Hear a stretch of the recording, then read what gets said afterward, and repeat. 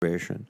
But weeks after that CR was signed, the court began privately lobbying for another $30 million. And we understand security is important, but we also understand that this should be an open process and that your request should come to us and the committee to be disposed of as we typically do with all appropriations. And I would urge you to adopt that practice. This committee has responded to the court's request, as I said, for more money, and we hope to do it again. But I must point out that unless we have a top-line budget, both domestic and defense, it's going to be difficult to fund domestic, particularly domestic agencies like the court.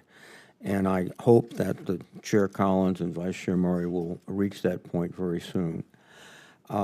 The other thing I would just point out is that, and I know this came up this morning, is that you have adopted a code of ethics, but a code of ethics without effective enforcement is more aspirational than practical. And I would hope that this year in your budget request, you would include funds for an enforcement structure as well as simply the code existing. I'm very honored, we all are, by your presence today. And I indeed look forward to listening to your responses and to cooperating with you so that we can strengthen the court and provide the support you need to carry out one of the most principal duties in America, which is making sure the Constitution is alive and well throughout the nation. Thank you very much. Thank you, Senator Reid. And now I'd like to recognize Justice Kagan. Justice Kagan, I look forward to your opening remarks, and I'll remind you that your full statement will be added.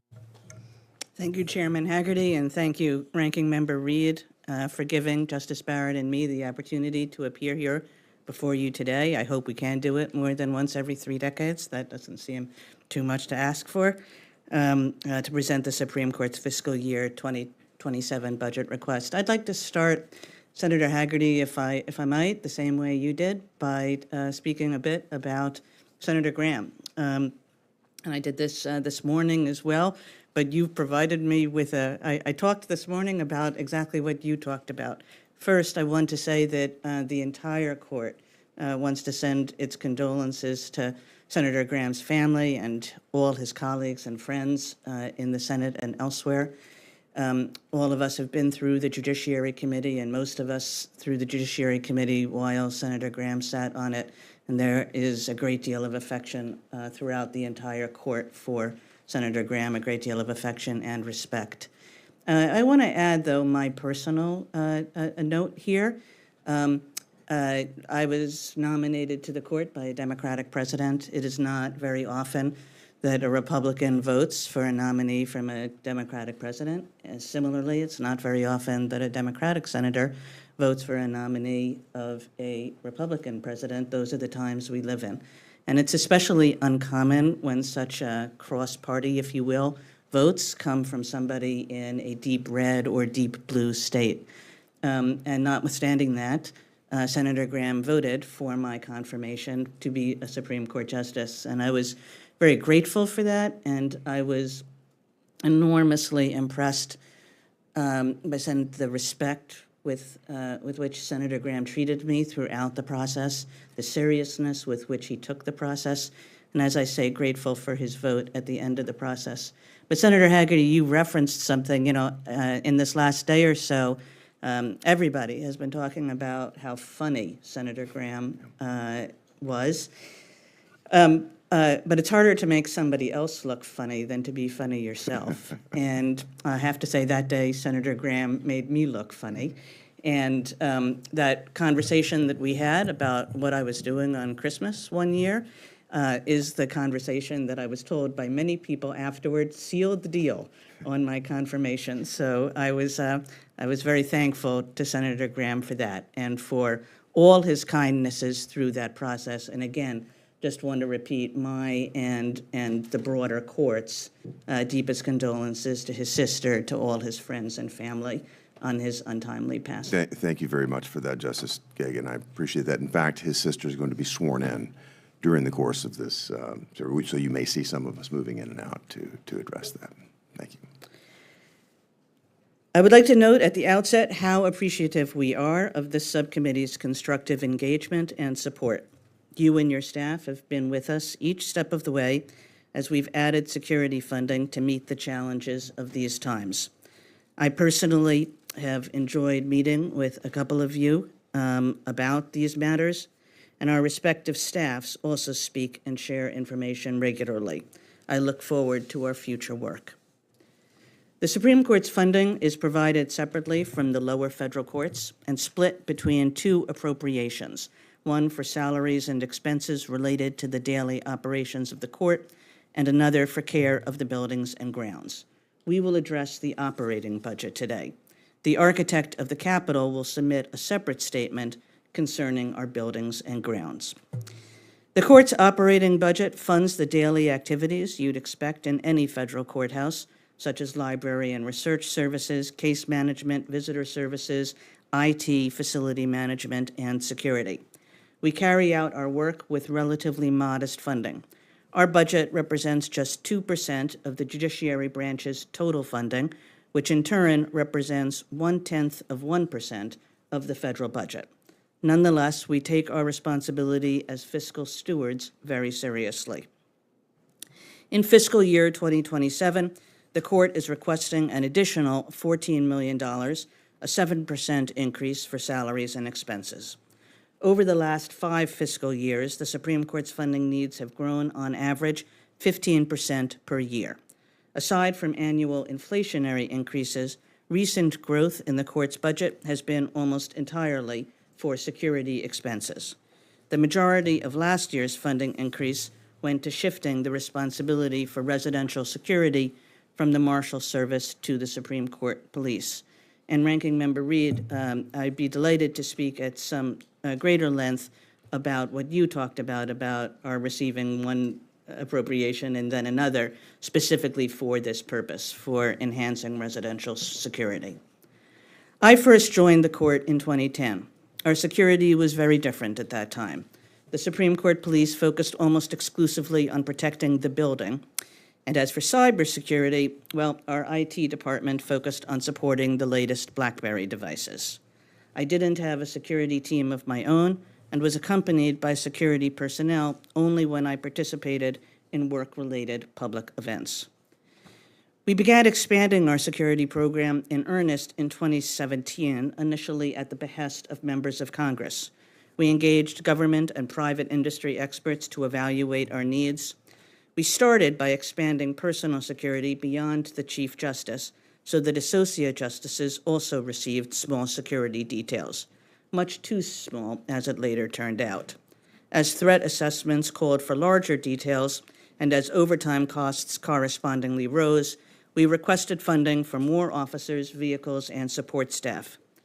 As events at the Capitol and other federal courthouses revealed our buildings' vulnerabilities, we also added new physical security systems. When personal threats increased following the leak of the court's Dobbs opinion, we expanded our residential security and threat assessment activities still further. Similarly, as online attacks grew in number and sophistication, we requested additional cybersecurity resources.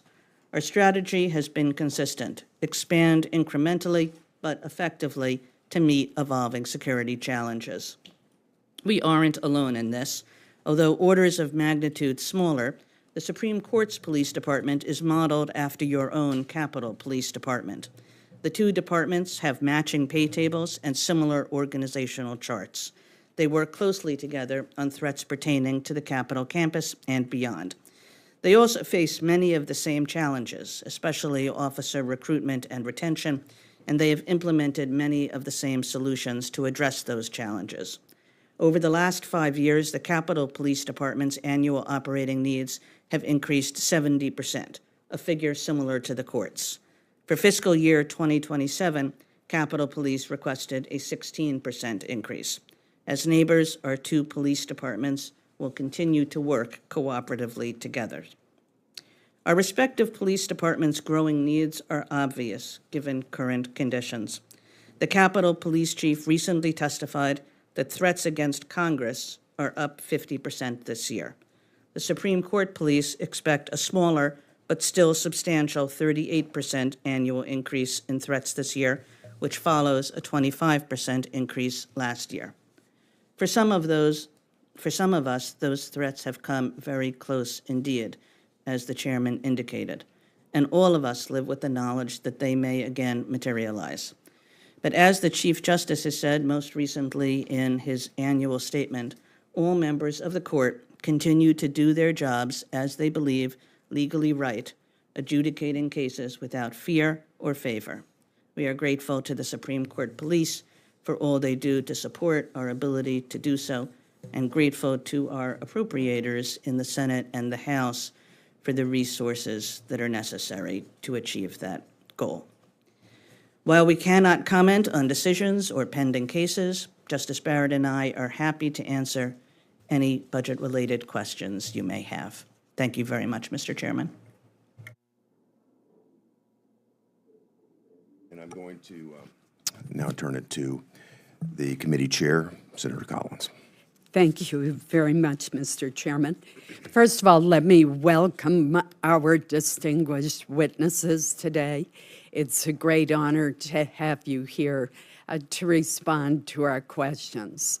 I could not help but think, as I heard Justice Kagan's comments about the 38% increase in the number of threats, that it is increasingly dangerous to be a Supreme Court justice these days. And it's appalling to me that some of the rhetoric is coming from public officials on both sides of the aisle who should know better than to levy personal and political attacks against the judiciary and the court specifically. For example, a senator stood in front of the Supreme Court building and called out two members by name, saying that they had released the whirlwind and that they will pay the price.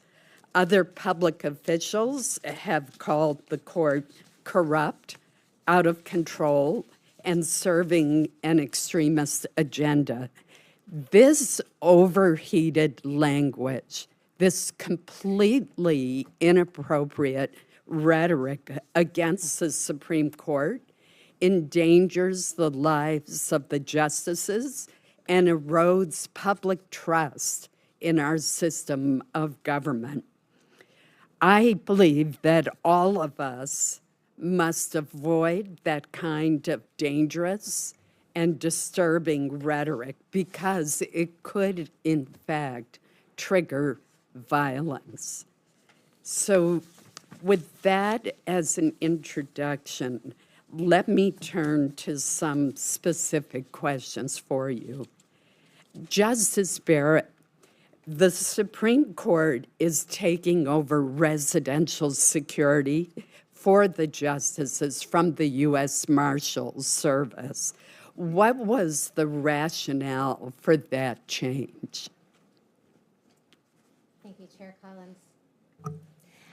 The Marshals was always designed to be temporary. They couldn't continue to staff us. In fact, one reason for our supplemental request that was somewhat unexpected is that the Marshals unexpectedly told us that they would not be able to continue providing the residential protection and that they were going to end it quicker than we had anticipated. They themselves were just stretched thin. So we had always wanted to take it over ourselves, but we were forced to do that on a quicker timeline. And we are now fully doing it within the Supreme Court Police through a combination of our full-time officers and contractors. Thank you.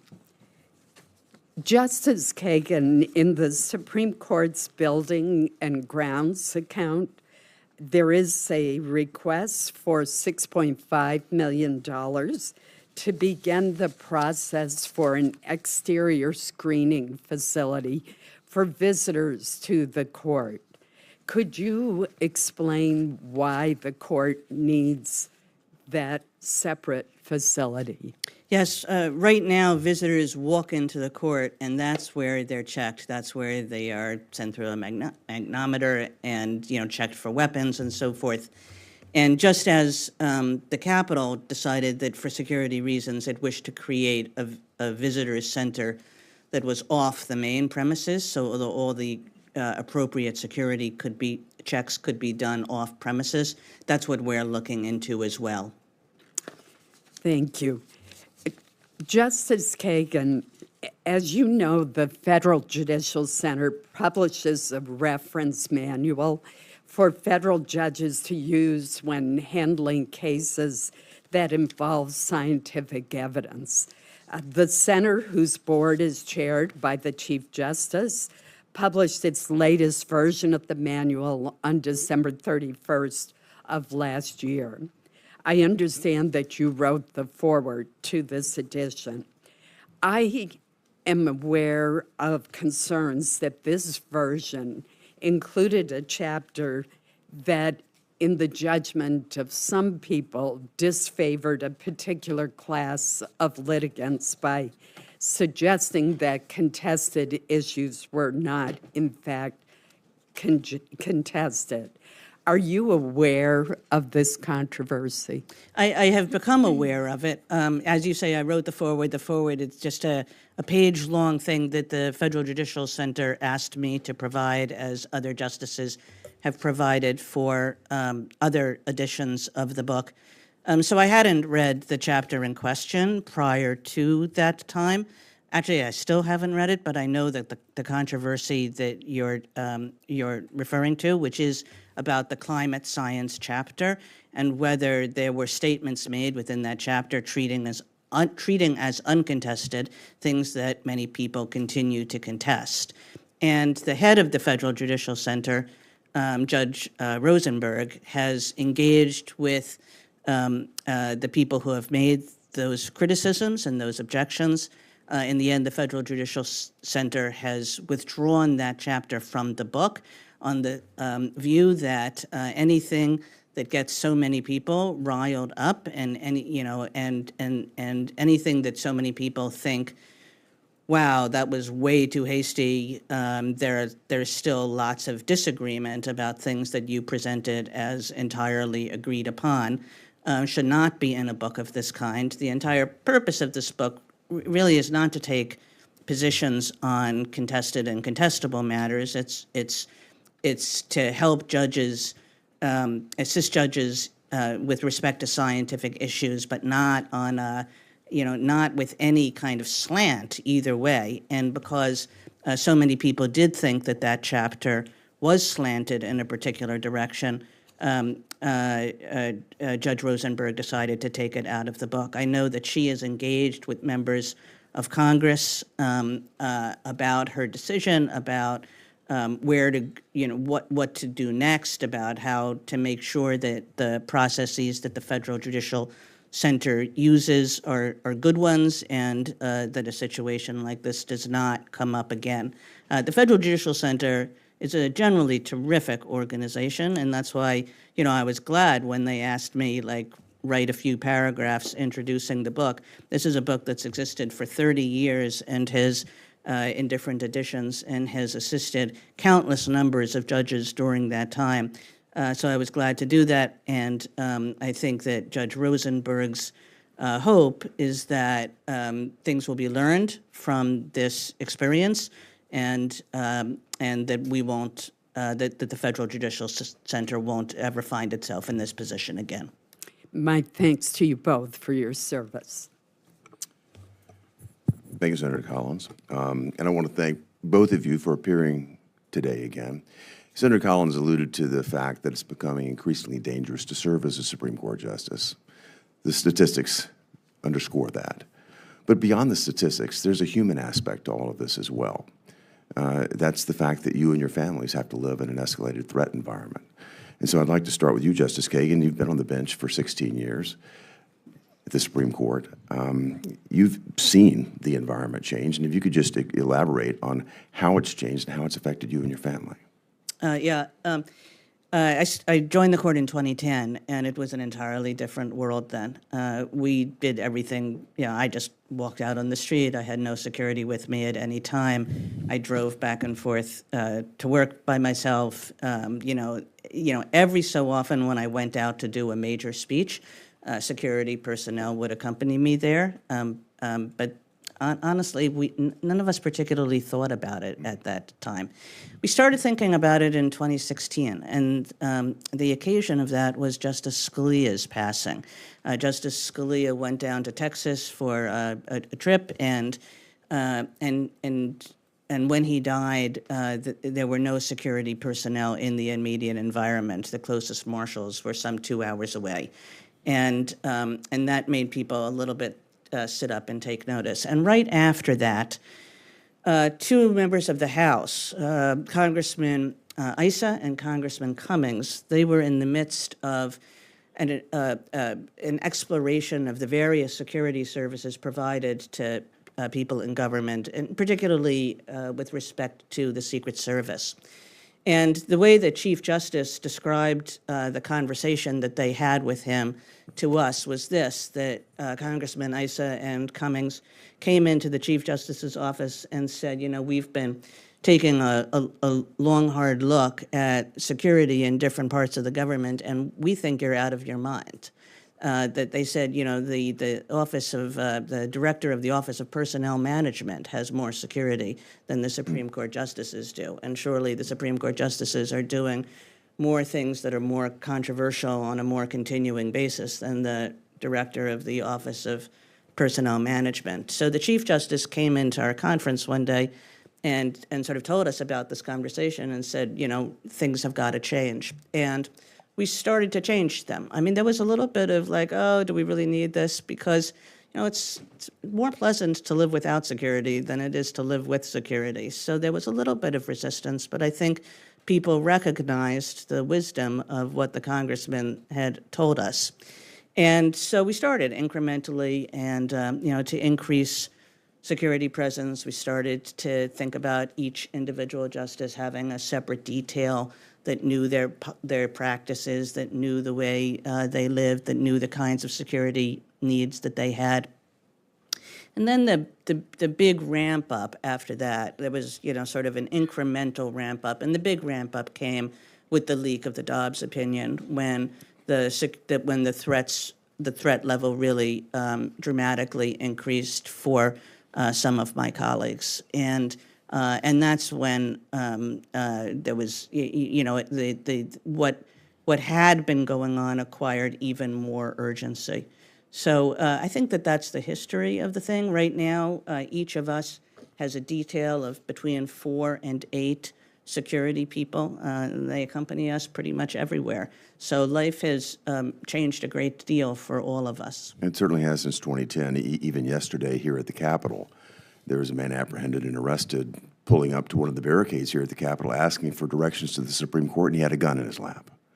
So it's striking, and I'm glad we're focusing on this now. Justice Barrett, you've obviously served a shorter period of time than Justice Kagan, but I'd like to know your perspective as well and how it's affecting you, your family, and what you've perceived as the threat. Thank you, Chairman Haggerty. I've experienced it in a very personal way, and I can share just a few of my own experiences. There was a time, and it was shortly after the Dobbs leak, when the threats to my life were particularly intense, and my security detail thought it was a good idea for me to have a bulletproof vest. So I took it home from the house, went into my bedroom, threw it down, and turned around, and my 12-year-old son was in the doorway, and he said, "What's that?" And when I took this job, I didn't really anticipate being in the position of having to explain to one of my children what a bulletproof vest was and why his mom had it. So that was one issue. It was reported in the news that about 6 weeks ago, I was the victim of a swatting incident at my house. One of our teenage sons walked out the front door, getting ready to head out with friends, and the street was full of county policemen, and then I also had my residential security presence there. They had responded to a false alarm saying that there was gunshots being fired inside my home. And I was very grateful for the residential security because they were able to coordinate with the county police before the county police entered my home. And the other thing I'll say, and this is not unique to me and my colleagues, but this is experienced by people throughout the federal judiciary, are anonymized deliveries, and they often come in the name of the murdered son of one of our district judges. The message that these, pizzas and other things that are sent to us, is fairly clear. They're often sent to members of our immediate and extended families as well. They're meant to intimidate and they're meant to harass. And as the Chief Justice said in his year-end report, justices and judges throughout the country continue to do their jobs without fear or favor, but it is a very threatening environment. And if I might add just a teeny bit, this is a problem that not only Supreme Court justices face, but judges all across the United States, federal judges and state judges as well. And most of them have considerably less in the way of security resources than we do. So it's an especial issue to try to figure out how to get better security for judges all over the United States, even as we focus today on the Supreme Court's security needs. I'll come to another point that I think concerns all of us, and it has an impact on your security as well, and that's the leaking of information coming from the Supreme Court. If you think about the leaks of confidential Supreme Court communications, the impact of that, as you've both described, the Dobbs case is obviously the most famous one, and that precipitated, untold intimidation, threats, an attempt to murder one of the justices. Incredibly sad, but there have been others. In 2024, there was a leak about court deliberations over cases that involve presidential immunity. Just in April of this year, there was a leak of internal memoranda discussing requests to stay President Obama's Clean Power Plan. And if you think about it, the Dobbs decision, I think, underscores this. The leaking of this information dramatically increases the security risk on justices. And Justice Kagan, I'll start with you. Are these sorts of leaks from the Supreme Court acceptable? They're not. It dramatically increases security risks. It also dramatically changes the way we do our business internally, or at least has the potential to do so. I mean, the way we relate to each other depends so much on honest communication among the 9 of us. And if the 9 of us don't have trust in one another and don't have trust in one another and all the people who work for us, then those kinds of honest conversations that we need to do our business are not going to take place, or they're at least going to be frustrated. So I think it is a problem that has frustrated every single one of the justices because of the security issues, but because it's just not the way a court should operate, and not the way a court can operate if it wants to have the kind of deliberations that are the backbone of what we do.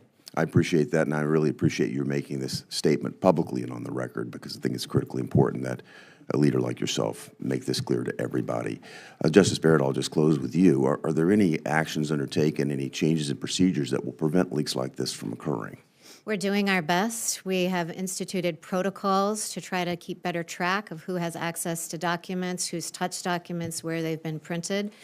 We have always required employees to sign a confidentiality agreement, but recently we began requiring employees to sign a non-disclosure agreement, which we do have carve-outs for whistleblowers and that sort of thing, and those carve-outs go beyond what federal statutes require, but we're hoping that driving the need for confidentiality home with these NDAs will just be an additional check on employees who are sharing information inappropriately and often illegally. Well, for all the reasons Justice Kagan mentioned, I can't say I can't support it any more than I do. I appreciate the effort, and thank you. I'll turn it now to Ranking Member Reed. Well, thank you very much, Mr. Chairman. Again, Justices, thank you for your presence and your testimony. I just want to pick up on a point that Senator Collins made about some outrageous statements that are being made by public figures, and I can't think of a more prominent one than the President of the United States. So on February 20th, following your decision on tariffs, he said, "Disgrace to our nation, fools, lapdogs for the rhinos and radical left Democrats, and very unpatriotic and disloyal to the Constitution." And he was describing the Supreme Court. On March 15, he posted, "Our country was unnecessarily ransacked by the United States Supreme Court, which has become little more than a weaponized and an unjust political organization. Now, I don't agree with anything he said, but if there's anyone in the country that commands more attention, it's the president, and I think that behavior is very dangerous to the court and to our whole system. And I just want that to be part of the record. Justice Kagan, you asked for an If I could, Senator Please. Reed, wherever these come from, you know, whatever political figure says them, whatever party that political figure is a member of, these statements are really unhelpful. They're dangerous in terms of individual justices' security, and they're not appropriate in the way to treat a coordinated branch of government. I think that Chief Justice had a year-end statement last year where he talked about this issue, and he talked about, like, criticism is fair game. I mean, go for it. You know, it's life in the big city is that you're subject to all kinds of criticism. But intimidation is a different thing entirely. And when political figures of any stripe are trying to intimidate judges and justices to do things that they like rather than the things that they don't, that's where we really have crossed a line. I think you're exactly right, Your Honor, and you said it well. You wanted a moment to talk about the process where the $28 million request was made through appropriation channels, and then $30 million appeared suddenly through private channels. Please. Yeah, I think Justice Barrett referenced this a bit, and first off, we apologize if we did anything so procedurally improper. But the reason for the additional ask, if you will, was that we were suddenly confronted with the loss of U.S. Marshal protection. And we thought that we were going to have U.S. Marshal protection at our residences for another 6 months, and all of a sudden learned from the Justice Department that that was going to be impossible.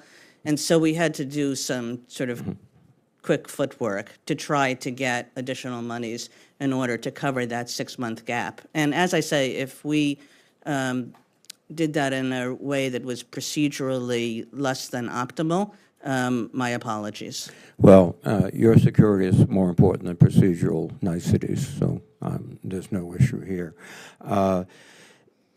I mentioned in my statement that the court has adopted a code of conduct, but without an enforcement mechanism, it's more aspirational than real. Is there any, and both you and Justice Comey, is there any attempts now to create a very effective enforcement system? Want me to start? I guess I would start by saying I regard the Code of Ethics as more than aspirational. We've all 9 made a commitment to follow it, so I consider it binding on me. I would also say that we all draw on resources within the court to make sure, you know, to help us to the end of discharging our ethical responsibilities. Whenever I have a question, I consult our legal counsel inside the court. On the question of enforceability, I mean, I think you've put your finger on what is a very difficult question. It's a complex question. It's one that we've talked about a lot as a conference, and I don't think it's one that we're entirely at rest on yet. If I could just say a few words about some of the complexities. I mean, one is it's just tricky to figure out who would be the entity to enforce such a code. You know, sometimes people have floated the idea of an inspector general. Well, if that comes from the executive branch, to have someone from the executive branch inside the court supervising the court's work, well, that's a problem. It needs to come from within the judiciary. And then you have the awkwardness of, well, we review the work of other judges within the system, but then they would be sitting on the committee to review ethical complaints, and that creates its own awkwardnesses. So we've talked about the possibility of senior judges or retired judges, but then there's still a structural problem because then you need to have an appeal process. The way the lower courts work is they judge these things at the circuit court level, but then you can appeal it up to the judicial conference's committee on judicial conduct, and then up to the full judicial conference itself. So that mechanism would put, again, judges from lower courts reviewing our code. So I'm not saying that it would be impossible, to have an enforcement mechanism, but I think it's been complicated to figure out exactly what that would be, given the position of the Supreme Court within our constitutional structure and within the judicial branch of government. But I do want to stress, Ranking Member Reed, that none of my colleagues, and certainly not I, think ourselves above the law or above ethics in any way. And I want to say I agree with that. I come out in a somewhat, I think for me, I'm not so much in flux on this issue. I have come to rest on the need for an enforcement mechanism if the enforcement mechanism is of the right kind.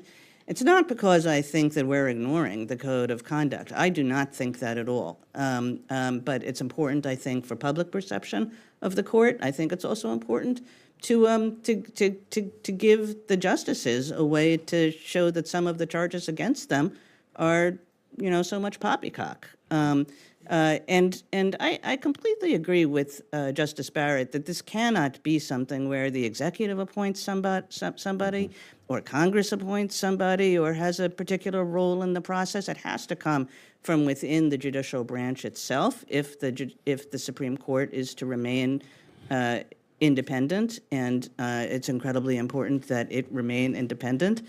I think that we can figure out a way around some of the complexities that Justice Barrett talked about using senior judges or retired judges to be our policemen, if you will.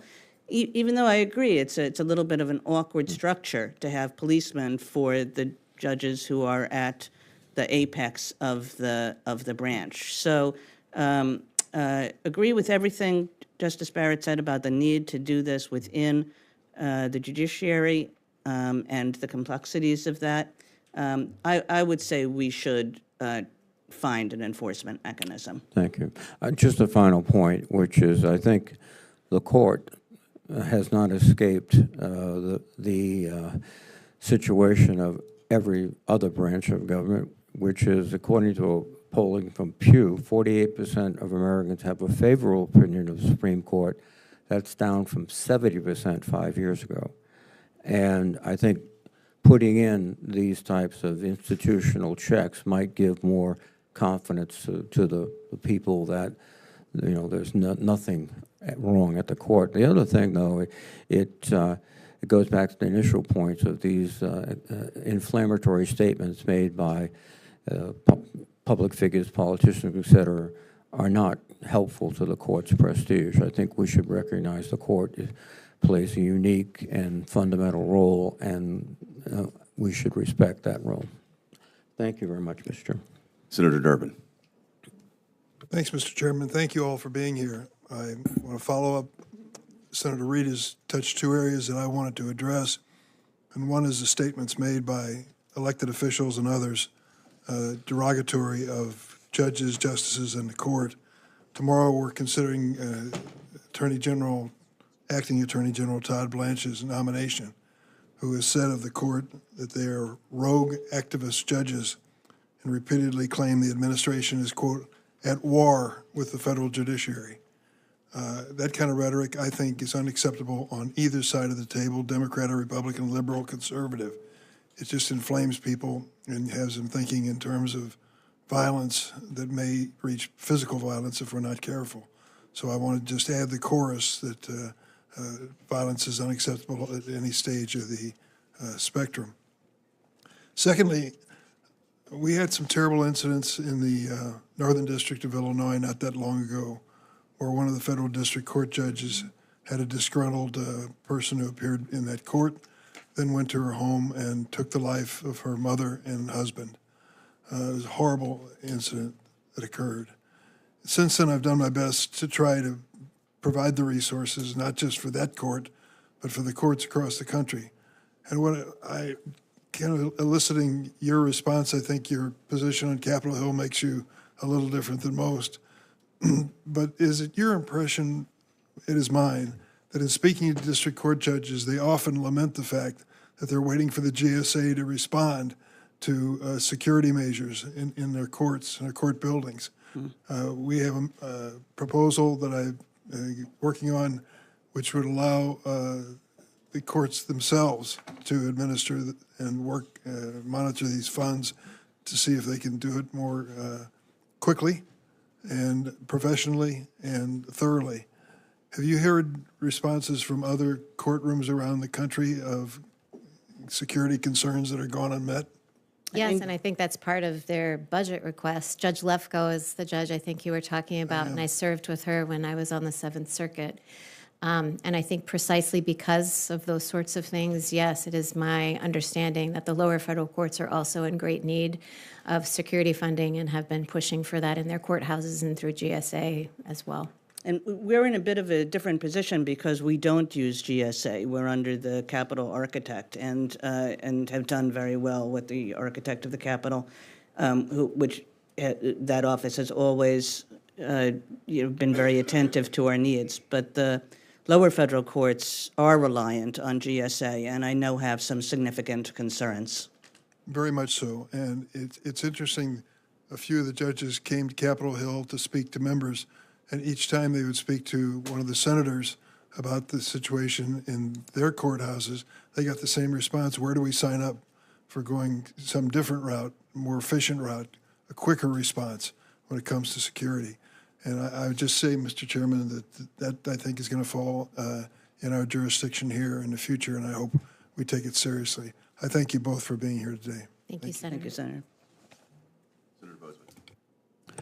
Thank you, Mr. Chairman, and thank you all for being here. We appreciate your service and sacrifice, not only you, but your families. These are certainly family endeavors, and again, we really do appreciate that. I had the opportunity to chair this committee several years ago, and during that time, it was well known that you all were perhaps the most efficient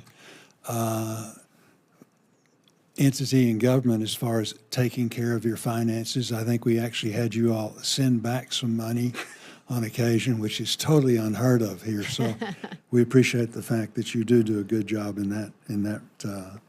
that regard regarding fiscal We probably took responsibility. pride in that, you know? Yeah. Well, it's an unusual thing that happens. So we do appreciate the fact that you're serving and the risks that you're taking. Let me ask you something that we haven't, I don't think, really gotten into, but right now, can you tell us if there are any barriers currently hindering the sharing of threat assessment and risk mitigation between the court police and outside agencies such as the marshals, Capitol Police, local police departments? Is all that working well? I'm actually not certain about that, Senator Bozeman. We can have our staff get back to you with statistics about that. I don't know, do you have more knowledge? I was just going to say that I think at least the relationship between the Supreme Court Police and the Capitol Police Yes. is excellent. Yes. And that they talk to each other all the time and they exchange information with each other. And I think that increases the effectiveness of both. So I think that that's a relationship that's on an extreme at an extremely good place. Good, very For good. the other ones, we're not sure. Yeah. No, and I was curious if they were doing, tactical training together or whatever, so. We can get That's- you more information Well, on and that. again, Yeah. that's something we certainly would, be willing to help you with if that's not the case. Tell us about staffing. So many of our entities, our various police departments throughout the country, you name it, and they're having trouble with staffing problems, attracting, the quality people that we'd like. Our law enforcement does a tremendous job, but that is an issue. Do you all see the same issue? It's a challenging environment in which to hire police officers. There are fewer police officers than there is demand for police officers. And I know that the Capitol Police is experiencing that, and we're certainly experiencing that. So we're trying to ramp up, but in this environment where the supply is less than the demand. We've used various kinds of recruitment incentives. So we've tried to structure our pay in order to be to really compete well for police officers, and we try to ensure that we're the best possible place to work. And I think we're making great strides. So we really have increased our police force substantially, but we still have a ways to go to get it to where we want it to be. So it's still sort of foot on the gas, and this is not something that can be done overnight to get a quality police force. I think we're still looking for 100, 150 more officers, and that will take some time. Very good. So tell us again, you have this fiscal year 27 request in, increased funding.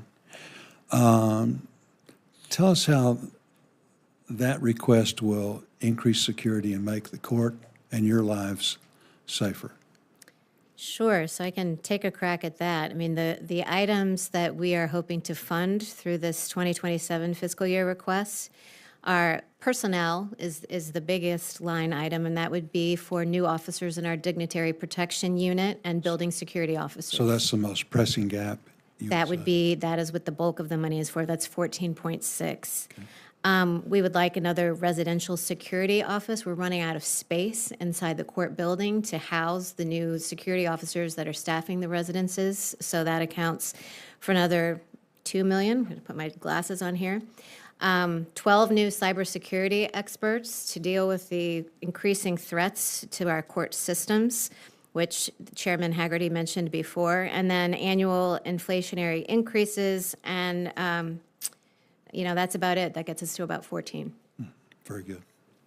Well, thank you, Mr. Chairman. And again, we appreciate your service and sacrifice. And I think you make a very compelling case, a great argument. You're in a different situation now. You're not hearing an argument. You're actually giving an argument. And I think so far you're doing very well. Thank you, Senator Bozeman. It's easier to be up there, though, you know. I don't know about that, Justice. Senator Kearns. Thank you very much, Chairman Haggerty, and thank you, Justices, for being here.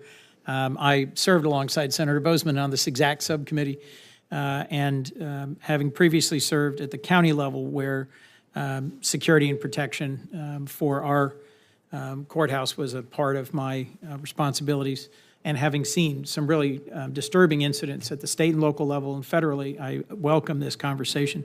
Senator Cornyn and I worked together to promptly introduce and get unanimously passed the Supreme Court Police Parity Act in 2022. And I have a couple of bills I want to talk about. But let me pick up where Senator Durbin left off and reference back my time on FSGG.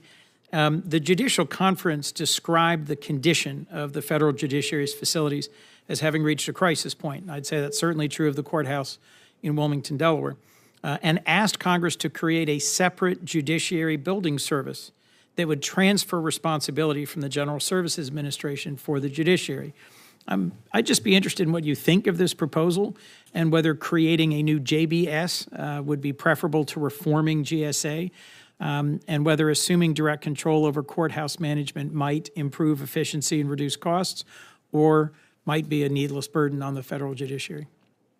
I think we probably don't know enough about the specifics of the bills to be able to comment on that. I think we have heard, what we said before, frustration among federal judges about the current system. Exactly how it should be changed, I think we're not prepared to say. We'd certainly welcome your input on it at some point, because I clerked for Judge Roth in a courthouse that, when I have visited recently, is exactly the same. Yeah. And with the same security challenges that it had 40 years ago. The primary role, Justice Barrett, of the Marshal Service is to protect the federal judiciary and the federal court system and to enforce federal court orders. But it's housed within the executive branch in the Department of Justice and is overseen by the Attorney General. Your court's already moved away from Marshal Service protection, as we've discussed, to build a Supreme Court police department answerable to the court. Do you think other federal courts should also follow suit? Should Congress move the Marshal Service out of DOJ and into the Article III branch? And do you think the judiciary's reliance on the executive branch for security and enforcement of orders creates any separation of powers concerns? I think that's another one on which we're probably not prepared to opine. I mean, I think what I will say is I thought, as the Seventh Circuit judge, and during my confirmation process, the U.S. Marshal Service gave me great protection. And, when they were outside of our homes, we were all really grateful for the Marshal Service being there. On the broader separation of powers question that you pose, I'm honestly not sure, and I don't know whether the lower courts are asking for that as well, to have in-house security and to be free of the Marshal Service. That strikes me as a more complex question that I'm not sure we could express a view about. And I do think my question had two components. One was Marshal Service as protection for federal courts and federal court officials. The other was the enforcement of court orders. We haven't seen any problem with that recently, but it struck me as a question well worth your input to the extent you're comfortable. For state and local courts, Senator Cornyn and I have a Countering Threats and Attacks on Our Judges Act, which would establish a state judicial threat intelligence and resource center, because frankly, state and local judges, many of whom have faced threats and a number of whom have tragically been killed, they don't have the intelligence sharing and the coordinated and professional protection resources the federal judiciary does. And I know you're not going to opine on a piece of legislation, but I just, could you help give me any input on what you've learned about how security concerns can affect a judge's ability to make sound legal judgments? How important is the physical security of the judiciary at the state and local level to the independence and strength of our judiciary nationally? Gosh, Senator Coons, it's so. I mean, I'm glad to hear that you're focusing on this with Senator Cornyn, because I think it's critically important. Yes. For one thing, you're not going to attract the kind of people who you want serving in any of these positions at the state or federal level if they feel like the security of them and their families will suffer. And so just the ability to deliver the kind of justice that we hope that our courts can provide will suffer.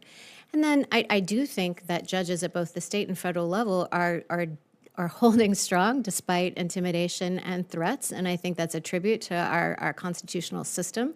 However, I don't know what to say about what might happen if somebody were really persistently being threatened and harassed in that kind of way. So I think we need to have our courts be able to operate independently and safely.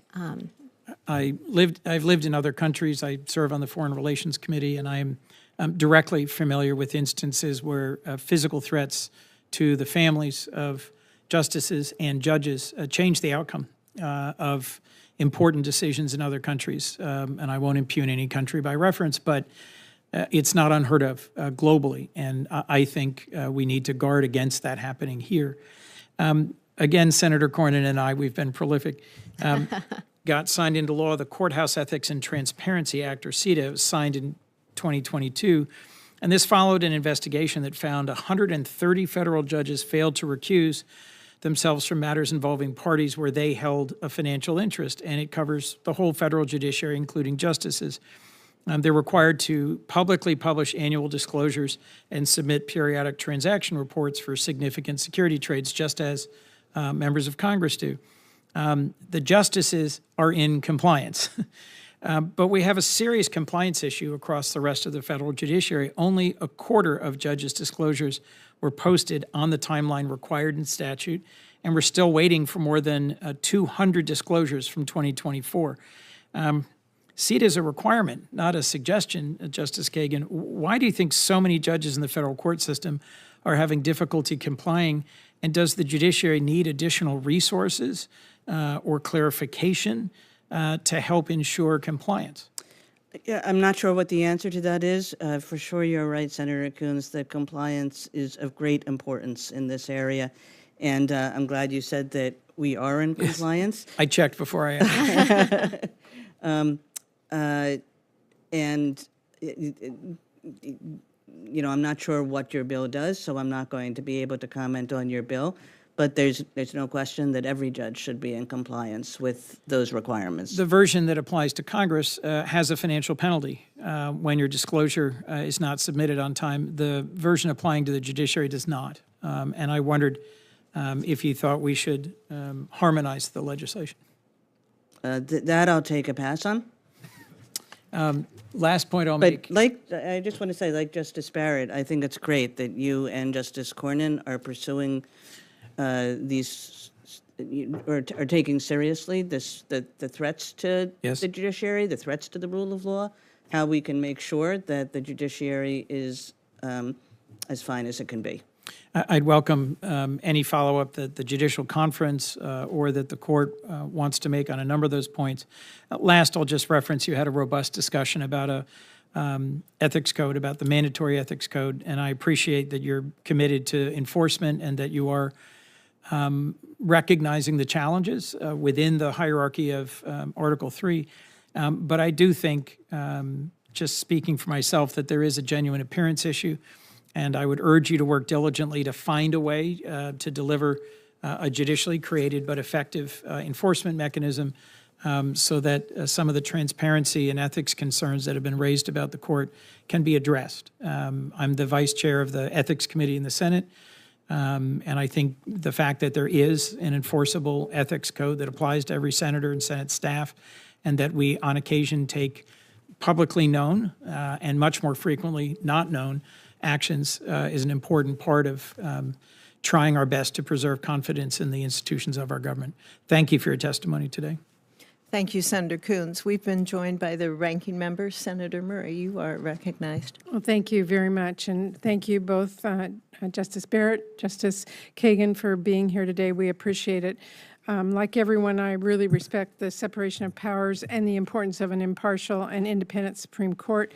So it is important for all of us on this committee to fulfill our responsibility to oversee taxpayer dollars. So I just want you to know I really appreciate both of you being here and participating in this hearing. I do have several questions for both of you about the court's budget and operations, but before I go to that, I do want to say I'm very troubled that the current president challenges and has challenged our system of checks and balances in very unprecedented ways, and the court has made some incredibly consequential decisions without any real process or explanation by relying on the shadow docket. And it's also unbelievably important to the functioning of our democracy that we have a well-functioning, independent judiciary that is trusted by the people of this nation. That requires transparency, and it requires the American people to be able to know you are calling balls and strikes and not making decisions based on any financial conflict of interest and what is behind those decisions. So I urge you to keep those issues in mind, and if either of you have any comments on that, particularly on the shadow hearings, I would appreciate it. Justice Kagan? Sure. You know, this is something that we, there are many facets to the shadow docket, and we discuss them and debate them and sometimes disagree about them. You know, in recent years, we have increasingly received these requests to move fast and to move before a case winds its way through all the levels of review. You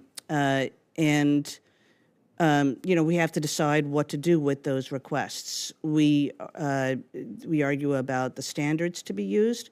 We argue about how those standards apply in particular cases. Sometimes Justice Barrett and I have agreed. Sometimes Justice Barrett and I have disagreed. I think what, for myself, what the court is doing better on, but is not completely there on, is even when we feel as though a earlier decision is appropriate, finding ways to incorporate greater process into our decision of those cases. So have oral arguments, have more briefing, make sure to explain ourselves in our decisions more than we did at you know, maybe a year or 18 months ago when we first started being swamped with these applications. I think we can still improve what we're doing. I think you're exactly right that transparency is important, that people need to know, lower court judges need to know, litigants need to know, the public needs to do what it is that we're deciding and why. There are occasions where emergency relief is absolutely appropriate. And it's finding those occasions, but no others, that is the challenge of this. Okay, I appreciate that response, and don't know if you have anything to add. Oh, I'll just add one thing. I think one of the challenges, you know, as we're trying to adapt and respond to the number and character of applications that we receive, I think one of the challenges is on our merits docket, we have a very well-established process for handling cases, and each case is treated the exact same way, the same deadlines, the same briefing limits, oral argument, et cetera. And as Justice Kagan alluded to, it's a little bit different with these emergency applications because I don't think any of us takes the position that we should have an opinion written for every one of them or oral argument for every one of them. So it's not quite the same one-size-fits-all process on the emergency docket that we have on the merits docket. And so I think what we're working on now is figuring out which ones do warrant that more process, the oral argument, more briefing, and which ones should be handled in-house, which ones warrant more explanation, which ones really should be just an order. And I think that has been something that we're just working through. Well, I encourage you strongly to work through that and make it clear. I think, especially at this time, whether it comes to trust or transparency or truthfulness, the public needs to know, and I think you need to recognize that this is a serious question that many of our constituents have. So please continue your work and reach a goal that I think everybody would support you on. So thank you. Now, on your budget request, this committee does take security threats facing the Supreme Court and everyone who signed up to serve the public extremely seriously. That's exactly why Congress provided $58 million in additional security funding in FY26 to address some of these increased threats and vulnerabilities. Unfortunately, however, the court made a request for over half of this funding at the very last minute without any public explanation or justification of the need for that funding after we had already provided $28 million in the continuing resolution last fall. So I just want to ask both of you, will you commit to making public all relevant budget request documents in the future, including for any unanticipated supplemental funding needs? Absolutely. We want to be transparent, and Justice Kagan had apologized to Ranking Member Reed on the court's behalf if we did anything that was suboptimal in our seeking of those funds. They were in response. We made those requests in response to unexpected needs, like the premature. We didn't expect the marshals to drop residential security as quickly as they did, and they told us that they were going to end it 6 months before we anticipated it. That was one of the big line item reasons for seeking that extra money. So it's my understanding that our staff was transparent with the committee about what the money was being spent on, but absolutely, we want to cooperate, and we recognize your important role. Okay, I think that's really important for you to understand and make sure that we have that documentation. Our constituents require us to be very transparent about where their tax dollars go, and we need that budget information from you.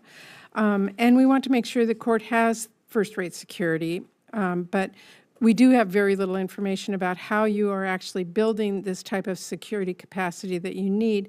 So standing up your own police and residential security is not an easy task. How long do you think it will take to be fully staffed and operational? And secondly, what expertise are you relying on to make sure your security personnel have the facilities and the training and the capacity they need? What we think, we have a goal of 477 police officers. We're a ways away from that right now.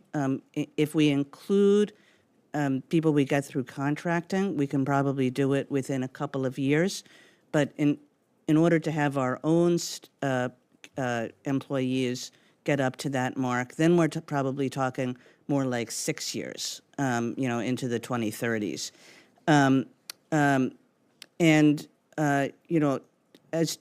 As to what kind of training is being used, I think we're going to have to unless Justice Barrett knows more than I do, I think we're going to have to provide you with further information about that.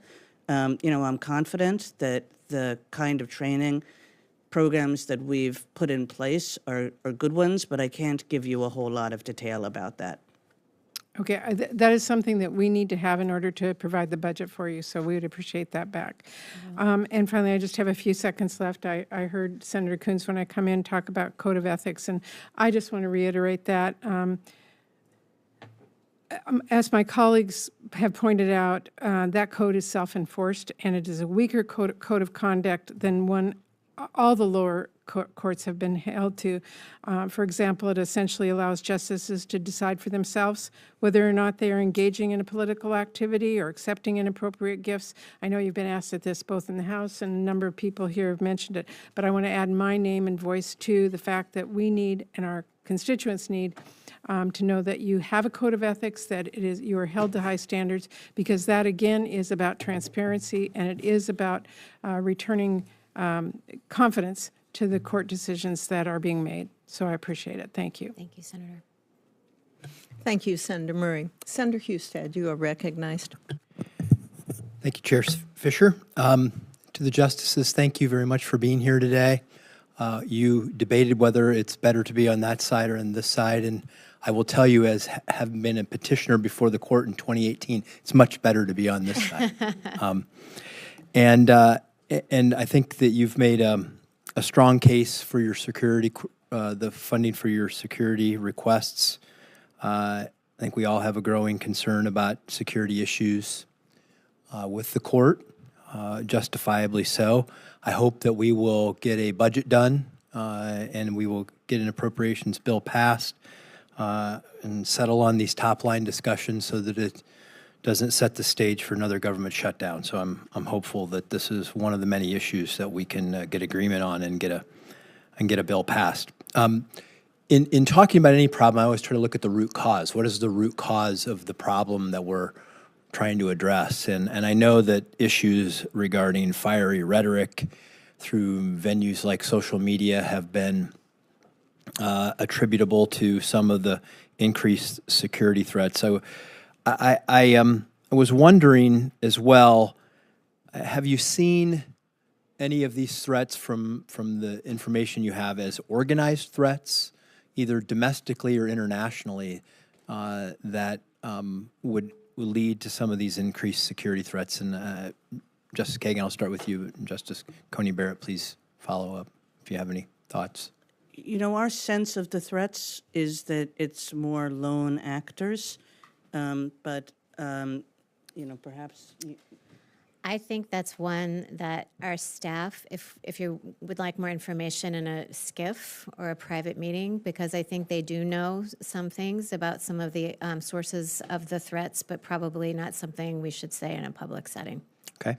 I appreciate that, and we will follow up and Thank try to get more information on that, because I think it could help further make the case for why this is an important issue. In the cases of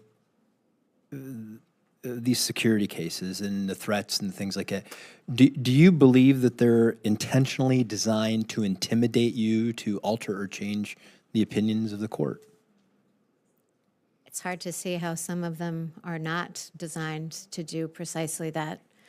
I think they're designed to intimidate or designed maybe to punish after decisions, you know, that the person sending the threat didn't like, as a warning not to do it in the future. It's hard to interpret, particularly those anonymous deliveries that are sent in the name of Judge Salas's murdered son, as anything other than an attempt to intimidate and influence decisions. The issue on the Dobbs opinion that was leaked, are we any closer to knowing how that happened? And are you satisfied with the efforts to find out how that leak occurred?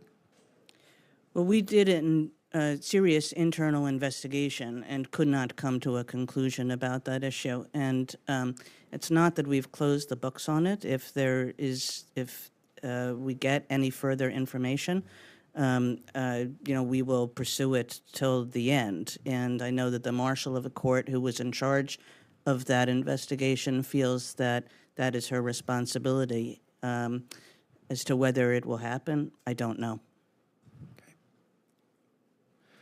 Okay. We know this is one of the responsibilities I think we all have as public officials, is to watch our rhetoric and how we describe things, and it certainly hasn't gotten better. There's no doubt about that, and the words that people choose can be very inflammatory. But also the words that are sometimes chosen in judicial opinions have seemingly, to me, grown rather inflammatory on occasion, and not necessarily with the Supreme Court, but at all levels of of the courts. Are you concerned about that? Is there any discussion about the words that are used in coming up with legal opinions that may indeed contribute to the problem?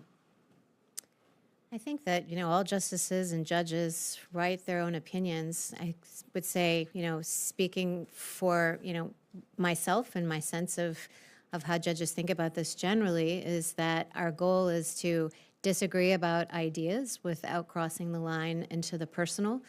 And in my own experience and the experience of the judges with whom I've served, I think that is a line that judges try not to cross, because one thing I think that the courts, not just the Supreme Court, but courts generally can model for the public is the way to have disagreements that can be very serious about weighty issues and that can be sharp, but that avoid descending into that kind of unhelpful rhetoric that gets very personal. That is exactly the way I feel about it.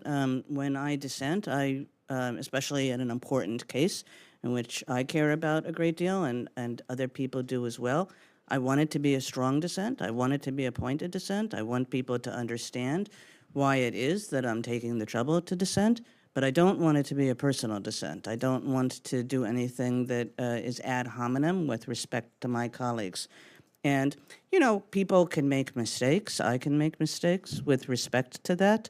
I like it when one of my colleagues calls me and says, Elena, take out that line, and I think we do that for each other, and I think that that's a good practice. I appreciate you sharing that, because I think it's important. Look, you are the highest court in the land. People they hold you up, they hold you in esteem, and what happens at the court is very, very important in setting the tone. Just as we have that responsibility too, I think it's a collective responsibility that we can all discuss being here in this hearing today about how we can all get better at doing this, because it's collectively contributes to this environment that I think we're all struggling through right now. Let me just finish up with some cybersecurity. How I know that some of the money they're requesting is for cybersecurity. Explain the context for what threats you're experiencing there, how that impacts the court. We received was the number and north of 200 million attempts to breach the system. And that's, on track to practically double this year. AI is making it easier for people to find vulnerabilities and all entities' systems and to exploit that. So we're trying to keep up. We would like to have 12 new cybersecurity experts. And the goal is to try to keep our systems safe so that they cannot be penetrated. Some of the lower courts have had debilitating breaches of security, and we want to prevent that from happening to us. And of course, it can compromise all kinds of confidential information, confidential witnesses. It can endanger national security, so we take that very seriously. I'm frankly amazed that we've done as well as we have up till now. If you think about the number of people who want to know what we say before we say it, the number of people who, millions and billions of dollars depend on it, other nations might want to receive information before we publicly announce it. It's sort of amazing to me that we've done as well as we have, but we don't want to. We want to make sure that success record continues. Great. Well, thank you for being here. I think your presence for Congress today, the Senate, is helpful to both the court, the Senate, and the country. So thank you. Thank you, Senator. Senator Fisher. Thank you, Mr. Chairman. I, too, want to thank you both for being here today. You don't have to be here, so we appreciate you coming forward to help us have a better understanding of the threats that you face and the budget, the resources you need to make sure you address those threats. I know that the court has expanded its personal protection mission in recent years in response to an uptick in those threats to yourselves, to your families, and to the court building itself. The president, vice president, cabinet members, congressional leadership, other dignities, they all receive a level of personal protection that meets the threat environment that they face.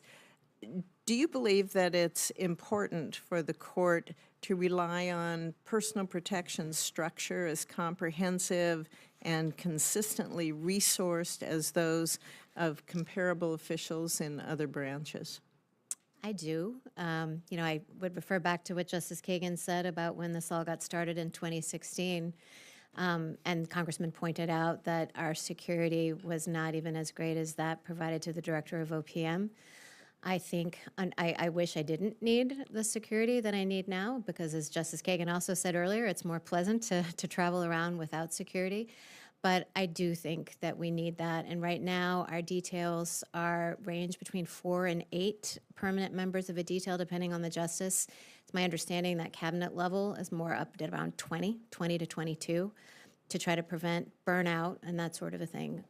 So I do think it's not feasible to manage this round-the-clock kind of protection with a detail of 4 to 8 people.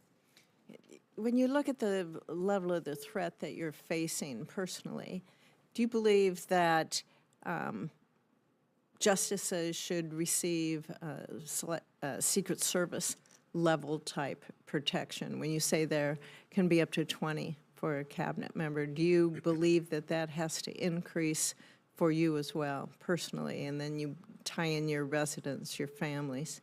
I mean, I think the important thing is to have the level of protection be appropriate for us, and however that compares to the president is less important. So, it's not like we have to equal the Secret Service or anything.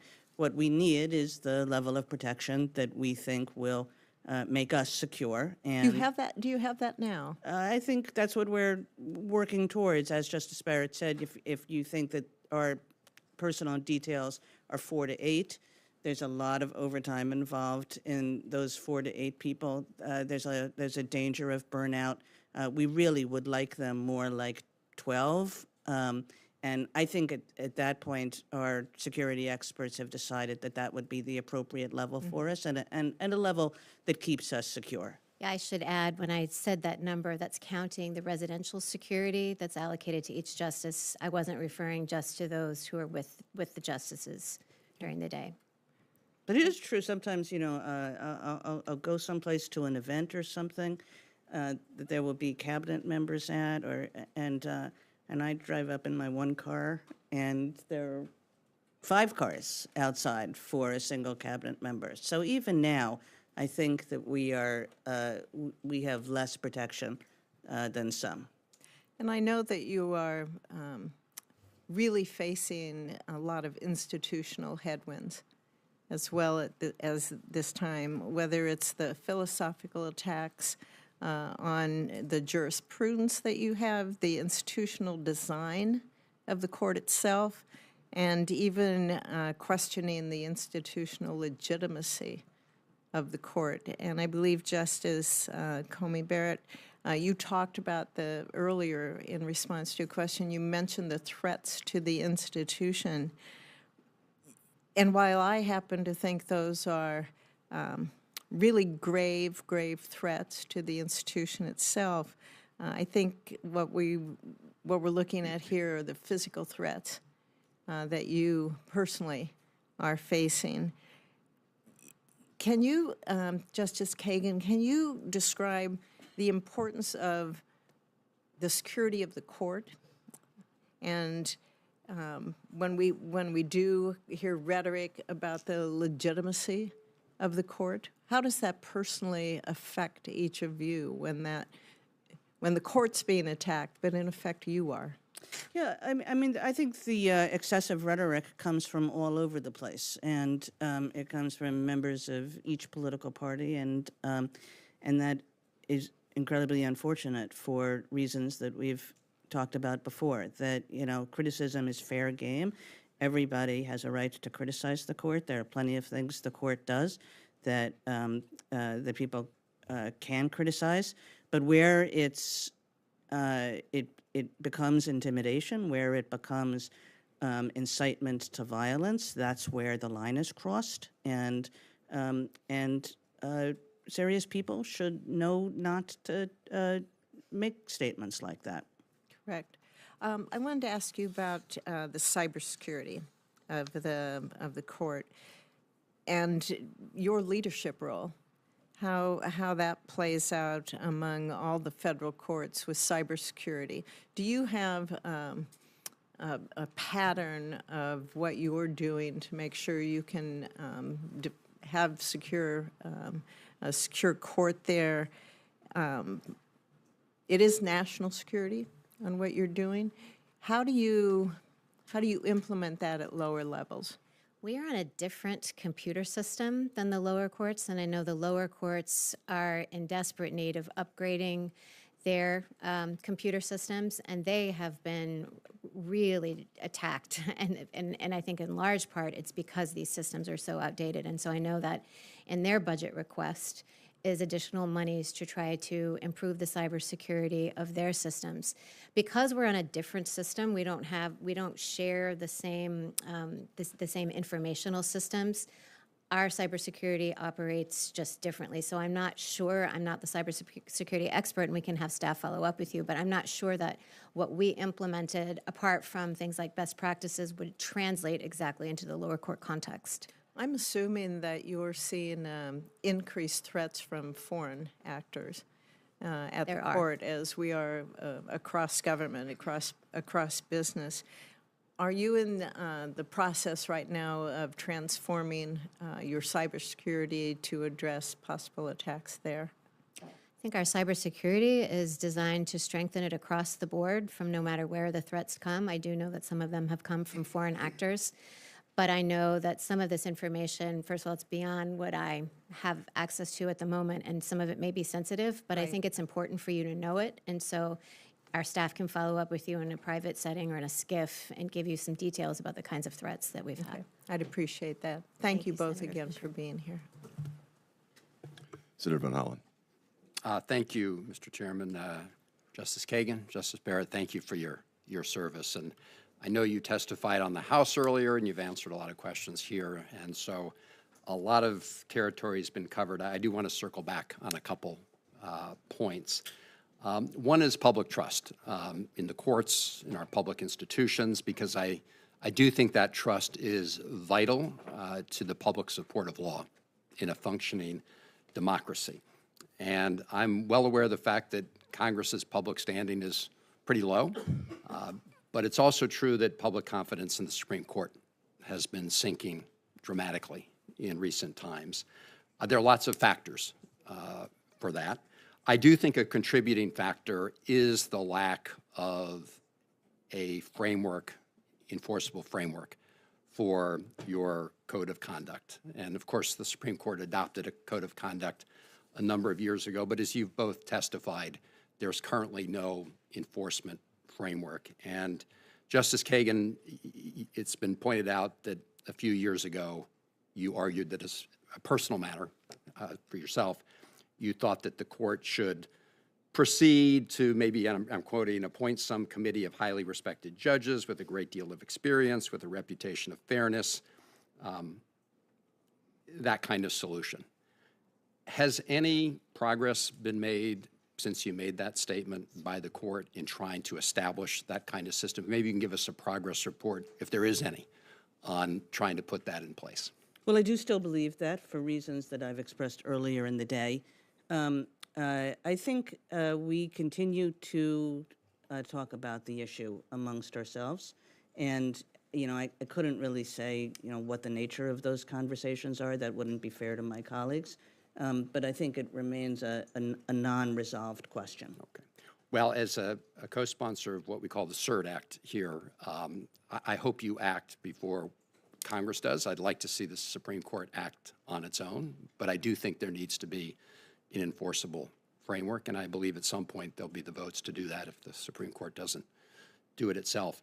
On a related sort of question of public confidence, I want to ask you about prediction markets, because prediction markets have faced very little federal oversight. They're largely self-regulating. We've already seen insider trading by government officials in other branches and in the military. Supreme Court justices and their staff have access to similar information. They're not immune from this trend. Here are some of the event contracts that are currently being offered on Kashi. Who will be the next Supreme Court justice? Will Trump be held liable for January 6th in any court? Will the independence of the judiciary be weakened during Trump's term? Now, clearly, members of the Senate and Senate staff could have information that could be helpful to them in playing the prediction markets. The Senate actually has now adopted, as a matter of Senate rules, a prohibition on doing that. So my question to you is, will the court do the same, both for justices and for the staff of the Supreme Court? That's already covered. My understanding is it's already It's covered. already covered because there's a prohibition on using information that you know within the court to make financial gain. And so. And not just for justices, but for all employees. employees of the court. Okay, so it's your view that the current language of the rules already prohibits every member of the court staff and obviously the members of the court itself from engaging in prediction markets? I mean, I think this is an incredibly important area. So if your charge to us is go back and look for any loopholes, we'll willingly take on. Yeah, I would suggest you That do was- that that. We don't want Possibility. loopholes, Senator Van Yeah, Hollen. I- this is super important. Yeah. I appreciate that. Well, there's legislation that's been, I think, just introduced in the House, so I think there may be a feeling that the current language may not be airtight. So if you could go back and look at that, I'd appreciate it.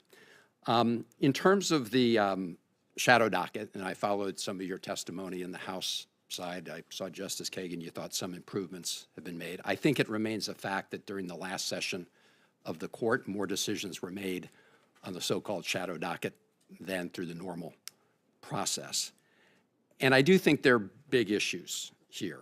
And I'm wondering, and I'm not obviously asking about any particular case, but I am wondering about the precedential weight of a decision on the rocket docket. Now, just in the last couple of days, we've seen 2 people killed by ICE agents, one in Texas, one in Maine, in shootings. These are people who they were trying to apprehend for being here illegally. I see that ICE just halted most traffic stop arrests in the wake of these fatal shootings. That's today's news. I'm glad to hear that. But I do recall that one of the cases that was decided on the so-called shadow docket has become known as the case with the, quote, Kavanaugh stops, whether fair or not fair. That's what it's known as. And so I guess my question to you is, when the Supreme Court makes a decision in the normal course, it is binding precedent. What is the nature of the precedent or the weight that lower courts should give to a shadow docket decision? So I think this is a complicated question. I think you've put your finger on something real here, that there are some conflicting statements in our own precedent as to exactly what the precedential weight is. At most, it is, usually when we decide cases on the shadow docket, we're talking about the likely prospects of success, not that something will succeed, but that a claim is likely to succeed. So how one takes a ruling like that and converts it into binding precedent is, I think, a complicated question. And I think that the court itself has been of a little bit mixed mind on that question. And so I think it's a completely fair inquiry and one that we need to keep thinking about and keep on top of. If I could just follow up. So in a normal case, you make a decision, you, the Supreme Court, as to whether or not to grant cert or not. And when you deny cert, you don't issue an opinion. There's implication, I thought, from some of your testimony earlier that you're somehow required to take up a case on the shadow docket because they're more of an emergency nature, but there's no requirement that you take it up, is there? Oh, it's not that we're required to grant relief, but they are motions filed, and so every motion has to be either granted or denied. So we don't have discretion to just take a pass and say we're not going to act on it. But in some sense, when you deny cert, you're making a decision on the merits. And so I guess what I just want to leave you with is that when you grant these shadow docket motions, aren't you maybe creating an incentive for more people to file those motions? because, as I said, you've now got a situation where you're actually rendering more decisions through that shadow docket process than through the normal process. It's almost as if you're saying that there's automatic cert in the sense that you have to make a decision. I would argue that denying cert is a decision too, because someone's looking for relief on the merits. The Supreme Court's denying cert.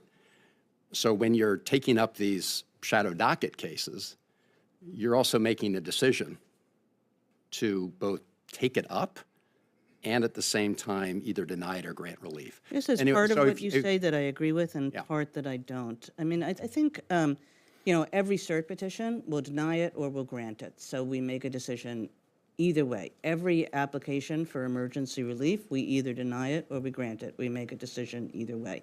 And we have to do that. You can't just sort of put it in a Right. box and say, we're just going to ignore that. I think, and I'm not sure where the number comes from, that we make more decisions on the shadow docket than we do ordinarily, because I think some of those are probably just ones, they came here, we looked at them, we said we have no interest in doing this on the emergency docket, goodbye. And if that's being counted as part of what you're talking about, well, we're just denying it. Yeah. But I do think, I think the part of your question that I think is a fair criticism is to ask why it is that we're facing so many more of these petitions. I think partly it's the nature of governmental action and how governmental action has changed and what kind of challenges governmental action provokes. But I think partly it's that we've granted a number of these, and so people know that it's available, relief on the emergency docket. And when people know that relief is available, there are a lot of smart lawyers out there in the world who are going to say, why don't we take our shot at that? Yeah. And so the greater percentage of these that we grant, the more likely it is that people would just think of this as part of the normal process of litigating.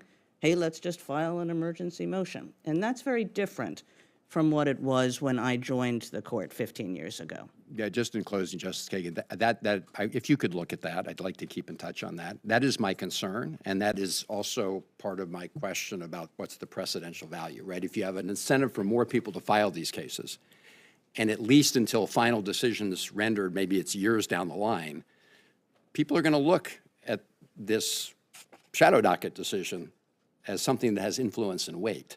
Whether they should or not, we'll have to figure out. But I do worry because it creates this zone of uncertainty, and I also think it undermines confidence in the system. Thank you. Thank you, Senator Van Hollen, and I want to thank the two justices today for being here. We appreciate your time and your attention. I'll remind all of our members that we have 1 week to submit any questions for the record, and I would ask the justices, if you might, to respond as quickly as possible to those questions as they come. With that, this subcommittee meeting is adjourned.